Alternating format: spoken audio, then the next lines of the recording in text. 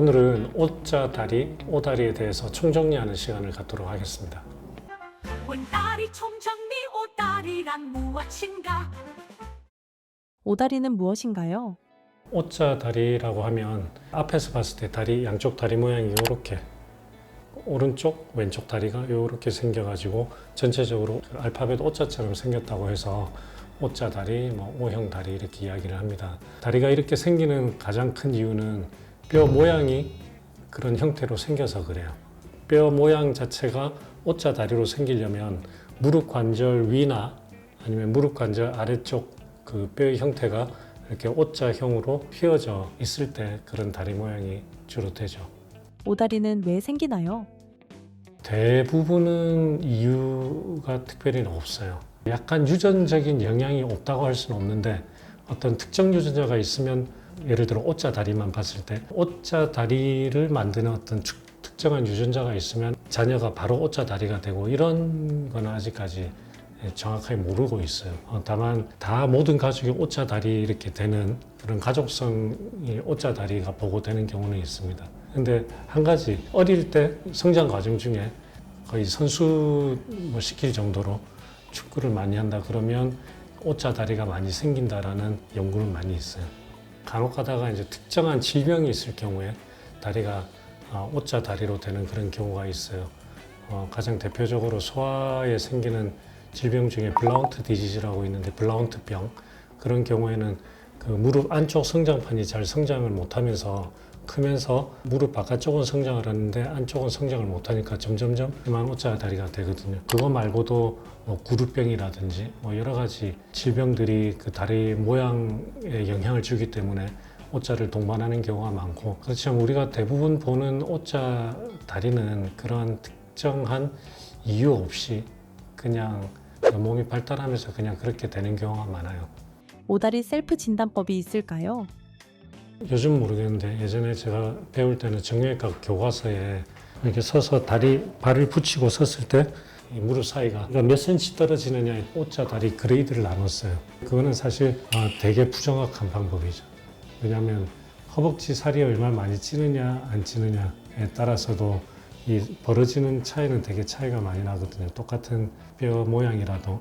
그렇기 때문에 이제 그것보다는 우리가 엑스레이를 찍어가지고 이 고관절 중심에서 발목 중심까지 선을 쭉 그었을 때 그 선이 무릎에서 어디를 지나느냐를 가지고 O자 다리냐 X자 다리냐를 결정을 합니다. 그래서 보통은 우리가 무릎 중심 딱 중앙을 지나는 게 정상이라고 생각을 하겠지만 일반적으로는 정확하게 그 중심을 지난 사람은 별로 없어요. 평균은 오히려 약간 O자 다리는 아니지만 O자 다리 방향으로 무릎 중심보다 살짝 내측으로 지나가는 게 평균입니다. 평균적인 사람의 다리 모양입니다. 비수술적인 방법으로 오다리 교정이 가능할까요? 안 돼요. 안 됩니다. 그리고 스트레칭을 좀 과하게 해가지고 오자 다리를 교정을 하려고 하는 시도는 오히려 안 좋습니다.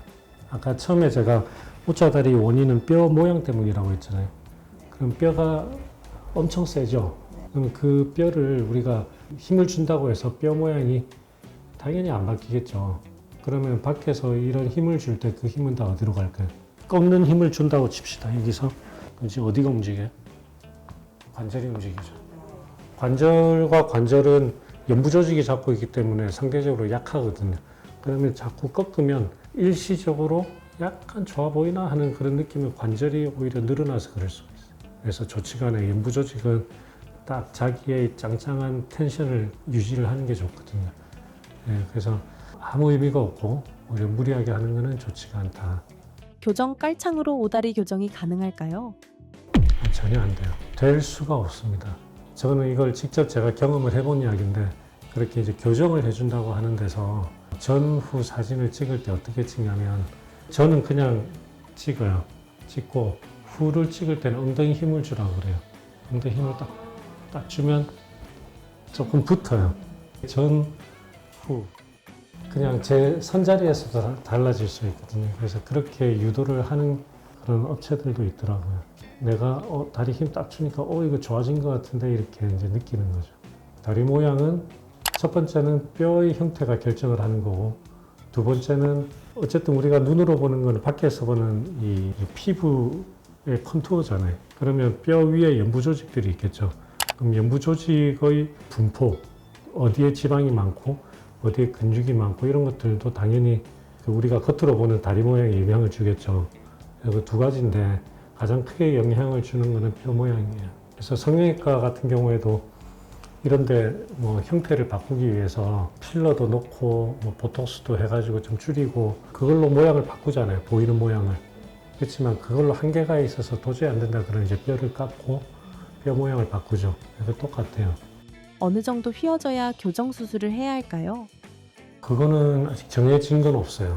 정형외과의 관절염인 관점하고 미용적 관점을 좀 다르게 생각을 해야 되는데 미용적 관점에서는 예를 들어서 완전히 뼈의 중심을 지난다고 할 때가 0도라고 하면 안쪽을 지나는 오자다리 정도가 뭐 1도, 2도, 3도, 4도, 5도 이렇게 막 있을 거 아니에요. 일단 미용적 관점에서 생각을 하면 이게 뭐 1도인데 나 다리가 휜 것 같아요 라고 생각하는 사람이 있을 테고 아니면 한 뭐 3도 정도인데도 그런 느낌을 안 가지는 사람이 있을 거란 말이에요. 그러면 오자 다리로 왔는데 보니까 별로 안 휘었어요. 예를 들어 한 2도 휘었단 말이에요. 각도가. 그러면 이 환자분한테 이 오자 다리 뼈 교정 수술을 할 거냐 말 거냐를 결정하는 거는 그 환자분의 기대치를 잘 파악을 해야 돼요. 그러니까 이분이 자기 다리 모양을 어떻게 인지를 하고 있느냐. 그거를 잘 파악을 해가지고 지금 얼마 안 되는 이 각도를 교정을 했을 때 이분의 그 기대치와 이게 부합하겠느냐.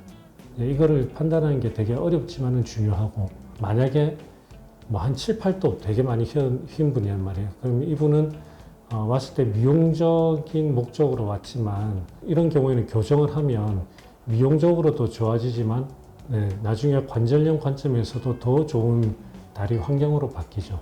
그래서 대부분 오자 다리 때문에 미용적으로 고치려고 오는 분들이 1, 2도인 경우는 사실 거의 없긴 해요. 대부분 이제 꽤 많이 휘어 있거든요. 그런 분들은 일단 미용적 수술이지만 이 오자 다리 교정술은 어쨌든 수술을 잘 한다고 가정을 하면은 장기적으로 무릎에 더 좋은 그 환경을 만들어주는 수술이다. 우리가 일반적으로 미용 수술이라고 그러면 시간이 지나면 뭔가 안 좋아지는 뭔가 이런 게 있을 수 있잖아요. 근데 이거는 그게 아니고 시간이 지나면 그 일단 뼈가 붓는 데는 온전히 자기 뼈로 붓기 때문에 시간이 지나더라도 온전히 자기 뼈로 유지가 되면서 무릎 관절에도 좋은 환경으로 바뀐다. 그렇게 생각하실 수 있어요. 오다리 수술을 해야 하는 이유는 뭘까요? 오자다리는 무릎 안쪽에 체중이 많이 쏠리잖아요. 근데 여기 관절염이 있다 그러면 우리가 무릎을 펴가지고 이 체중이 지나가는 선을 중앙이나 바깥쪽으로 이제 옮기는 건데 이게 절골술이에요. 절골술의 목적은 관절염이 있는 자리에 체중 부하를 줄여가지고 그 관절염이 있는 자리에 부담을 줄여주는 거죠. 그러니까 우리가 엎드려 뻗쳐 할 때 손바닥으로 이렇게 하고 있는 거하고 주먹으로 있는 거하고 예를 들어 손가락 하나 이렇게 하는 거하고 어떨 것 같아요? 손가락 하나로 있으면 엄청 아프겠죠. 그죠? 그 컨택하는 면적이 넓을수록 부담이 줄어든단 말이에요. 무릎에서도 체중이 분산이 돼야 되는데 오자다리가 심하면 무릎 안쪽으로 체중이 다 쏠리기 때문에 이걸로 이렇게 하고 있는 거나 마찬가지거든요. 그러니까 관절염이 심해지는 거예요. 절골술은 체중을 이렇게 분산시켜주는 역할을 한다 생각하시면 돼요. 근위 경골 절골술이 정확히 뭔가요? 자, 요렇게 오자다리가 됐다고 칩시다. 그럼 요거를 우리가 그 뼈 모양을 바꿀 때 기본적으로는 어쨌든 뼈를 어떤 방향이든 잘라가지고 이렇게 꺾으면 되겠죠. 여기를 자른 다음에 요거를 이렇게 꺾으면 뼈 모양이 바뀌겠죠. 이렇게 하면 O자다리 교정, 이렇게 하면 X자다리 교정 이렇게 될 거 아니에요, 그죠? 근데 여러 가지 방법이 있는데 제일 많이 하는 방법 중에 근위경골 절골술이라고 하는 거는 뼈 모양을 이렇게 비스듬하게 자릅니다. 잘라가지고 이렇게 벌려요. 안쪽을 벌리면 밑에 뼈의 축이 이렇게 바뀌겠죠. 이렇게 있다가 이렇게 그러면서 다리 모양이 바뀌는 거예요. 그 상태에서 뼈를 고정해야 되니까 이런 이제 금속 가지고 이렇게 고정을 하는 거예요. 나사를 넣어서 여기는 뼈가 벌어져 있고 나사를 넣어가지고 이렇게 하면 얘가 보기에 뭐 별거 아닌 것 같아도 엄청 튼튼하네. 그래서 내 뼈 강도만 버텨줄 수 있으면 이 상태에서 그냥 어느 정도 디디고 할 수가 있어요. 그리고 이제 뼈가 붙을 때까지 기다렸다가 뼈가 다 붙고 나면 이걸 제거를 하는 거죠. 금을 내는 방법은 근위경을 절골선 이런 식으로 금을 내고 저같이 이렇게 좀 복잡한 뭐를 또 해야 되는 경우에는 다른 형태로 이렇게 자르기도 하고 그런 여러 방향으로 뼈를 잘라서 교정을 하죠. 이거 뼈 이렇게 정확히 나오는 그런 방식도 있어요. 그런 방식도 있어요. 예를 들어서 자, 뼈가 이렇게 휘었다고 칩시다. 이렇게 휘면 밑에 뼈를 가지고 똑바로 하는 방법은 두 가지겠죠. 하나는 좀 전에 이야기한 것처럼 이렇게 잘라서 여기를 벌리는 거. 그 다음에 또 하나의 방법은 방금 이야기한 것처럼 조각 케이크처럼 이렇게 삼각형으로 잘라서 이거 꺼내고 붙이면 또 이렇게 딱 바뀌겠죠. 그래서 방금 처음 이야기해서 자른 다음에 벌리는 거를 우리가 개방형 오픈 웨지, 오픈 웨지라고 하고, 그 다음에 이렇게 케이크를 떼내고 붙이는 거는 폐쇄형 크로스 웨지라고 그래요. 그래서 장단점이 있는데 요즘은 대부분 오픈 웨지로 많이 하는데, 오픈 웨지는 요 벌리는 거를 계속 조정할 수가 있잖아요. 요만큼 벌렸다가 좀 모자라는 것 같아. 그럼 좀 더 벌리고, 많은 것 같아. 좀 줄이고. 그러면 이거에 따라 가지고 다리 각도를 우리가 미세하게 조정을 할 수가 있겠죠. 근데 크로스 웨지는 딱 계획해가지고 자른 다음에 딱 붙여. 그럼 끝이에요. 여기서 조절하기는 되게 힘들거든요. 근데 우리가 아무리 계획을 잘 해도 수술할 때 변수들이 많기 때문에 크로스 웨지는 그런 정확도 면에서 불리하다는 게 제 생각에 가장 불리한 점 중에 하나고, 그 다음에 수술이 좀 더 커요. 왜냐면 오픈 웨지는 절골하고 벌리면 되지만 크로스 웨지는 이거 잘라내려면 더 많이 조직을 건드려야 되거든요. 그리고 오픈 웨지는 다리가 몇 미리 길어지지만 클로즈 웨지는 다리가 몇 미리 짧아지죠. 이거는 장단점이라고 할 수는 없고, 그래서 중요한 거는 이게 뭐 오픈 웨지든 다른 방식이든지 간에 환자가 가지고 있는 컨디션들이 다 다르기 때문에 그 환자분의 상황에 맞는 수술 방법을 선택을 하는 게 중요합니다. 이런 수술하는 의사가 그냥 수술 방법 하나만 가지고 모든 상황을 다 적용을 시키다 보면 환자한테는 무리가 되는 수술을 하게 되는 경우들이 있거든요. 그렇기 때문에 수술을 하는 입장에서는 손에 여러 가지 방법을 쥐고 환자한테 맞는 방법을 선택을 하는 게 중요하죠. 오다리 교정 후 키가 커질 수 있나요? 많이 휠수록 조금 더 길어지죠, 당연히. 많이 휘었다가 이렇게 하면 더 길어지겠죠.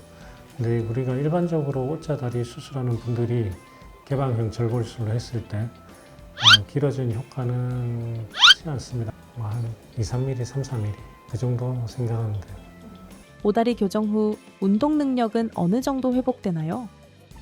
키 수술 같은 경우에는 이게 다리가 늘어나면서 근육이 같이 늘어나고 이러면서 운동 능력이 좀 떨어질 수 있죠. 그럴 가능성이 있는데 이거는 그런 관점에서는 없어요. 다만 수술하고 나면 오다리 수술뿐만 아니고 어떤 수술이든지 간에 다리 수술을 하고 나면 한동안 제대로 못 걸을 거 아니에요. 그럼 그 사이에 근육이 이제 좀 줄어들고 하니까 그걸 다시 이제 회복하는 기간은 필요하겠죠. 근데 오자다리 수술을 한 것 이 자체로 나중에 운동 능력이 떨어진다 그렇게 생각할 필요는 없습니다. 오다리 교정 수술 후 회복 기간은 어떻게 되나요? 뼈가 붙을 때까지는 한 4개월. 근데 4개월 동안 누워 있는 게 아니고 수술하고 나면 이제 바로 일어서고 걷는 연습을 하죠. 물론 대부분은 그렇지만 어떤 경우에 뼈가 너무 약해가지고 디디면 뼈가 이렇게 바스러질 것 같다. 그러면 조심을 해야죠, 한동안. 그렇지만 어쨌든 빨리 요거는 재활을 하고 연습을 해서 수술하고 한 6주에서 8주 그 정도에는 웬만큼 지낼 수 있도록 본인이 열심히 해야 돼요. 오다리와 관절염은 무슨 연관이 있나요? 자, 두 가지를 나눠서 생각해 볼게요. 오자다리가 있는데 나중에 관절염이 더 많이 발생하느냐 하고, 현재 오자다리가 하고 관절염이 있는데 이게 빨리 진행하느냐, 두 가지를 하면 첫 번째는 아직 잘 모른다가 답이지만 어쨌든 많이 휠수록 리스크는 높다, 올라간다. 그 다음에 관절염을 동반한 오자다리는 빨리 진행한다. 이거는 명확하다. 그래서 관절염이 있고 오자다리가 있으면 이건 치료적으로 빨리 수술을 하는 게 좋다. 그래서 옛날에 우리가 관절염이 이런 절골술이 발달하지 않았을 때는 병원에 가면 아직 수술할 때 아니니까 기다리라는 이야기를 많이 했거든요. 그 수술이 인공관절 수술이에요. 그러니까 아직까지 관절이 덜 닳았으니까 다 닳을 때까지 기다리셨다가 나중에 인공관절 하세요가 그 말이에요. 근데 지금 우리 관점에서 보면 이게 너무 말이 안 되는 이야기죠. 내 아직까지 덜 닳았을 때 절골술 해가지고 안 닳게 만들어야 되는 거예요. 예, 그렇기 때문에 관절염이 있고 다리가 휘었다 그러면 빨리 절골술을 하는 게 맞아요. 관절염이 없는데 휜 사람은 나는 어떻게 해야 되느냐. 요거는 아직까지 그런 발생률과는 명확하진 않기 때문에 내가 미용적으로 좀 스트레스를 받아가지고 다리를 좀 펴는 수술을 하고 싶다. 그러면 그거 하면서 무릎의 환경을 더 좋게 만든다. 이 정도 개념으로 생각하시면 좋을 것 같아요. 그래서 관절염 관련된 오자 다리는 다음 기회에 다시 한 번 더 자세하게 이야기합시다. 오자 다리는 단순히 미용적인 관점에서만의 문제는 아니에요. 우리가 일어서고 걸을 때 무릎이 굉장히 이제 스트레스를 받는 구조이기 때문에 이 모양에 따라 가지고 그 미래의 관절염하고도 연관이 될 수가 있는 거거든요. 그래서 그런 미용적 관점뿐만 아니라 건강 관점에서도 중요한 문제가 될 수가 있기 때문에 그래서 이거는 정확한 진단이 필요하기 때문에 이런 문제를 가지고 있는 분들은 전문가하고 상의를 해보시면 좋을 것 같습니다.